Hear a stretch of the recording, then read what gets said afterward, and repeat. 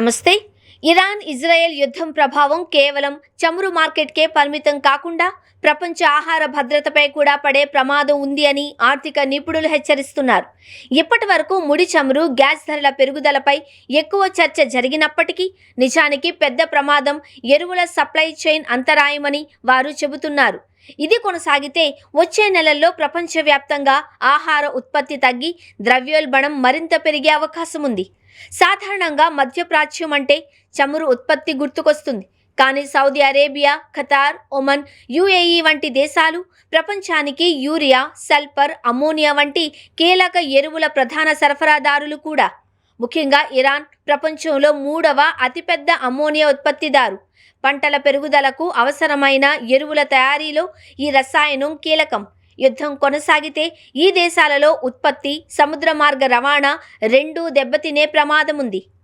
ఈ ప్రభావం ఇప్పటికే అంతర్జాతీయ మార్కెట్లలో కనిపిస్తోంది. కొన్ని ఎరువుల తయారీ ప్లాంట్లలో ఉత్పత్తి తగ్గడంతో పాటు సముద్ర మార్గాల భద్రతపై ఆందోళనలు పెరిగాయి. యూరప్లో అమ్మోనియా ధరలు టన్నుకు సుమారు $725కు చేరుకోగా మధ్యప్రాచ్యంలో యూరియా ధరలు భారీగా పెరుగుతున్నాయి.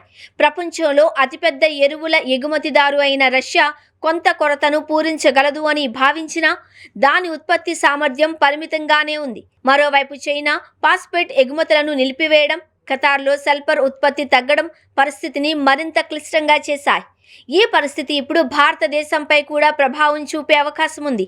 దేశం ప్రతి నెల సుమారు 2 మిలియన్ టన్నుల ఎరువులను విదేశాల నుండి దిగుమతి చేసుకుంటుంది. ముఖ్యంగా మురియట్ ఆఫ్ పొటాష్ MOP కోసం భారత్ 100% దిగుమతులపై, అలాగే DAP కోసం సుమారు 60% దిగుమతులపై ఆధారపడుతోంది. 2024-25 ఆర్థిక సంవత్సరంలో మాత్రమే కేంద్ర ప్రభుత్వం ఎరువుల సబ్సిడీలకు దాదాపు 1.9 లక్షల కోట్లు ఖర్చు చేసింది.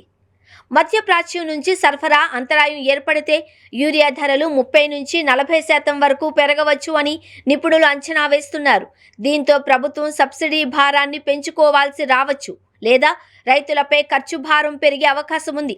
రైతులు తక్కువ ఎరువులు వాడితే లేదా ఖరీదైన కారణంగా పంటలు తగ్గిస్తే ధాన్యం ఉత్పత్తి తగ్గే ప్రమాదం ఉంది. ఫలితంగా మార్కెట్లో సరఫరా తగ్గి ఆహార ధరలు భారీగా పెరిగే పరిస్థితి ఏర్పడవచ్చు అని విశ్లేషకులు హెచ్చరిస్తున్నారు.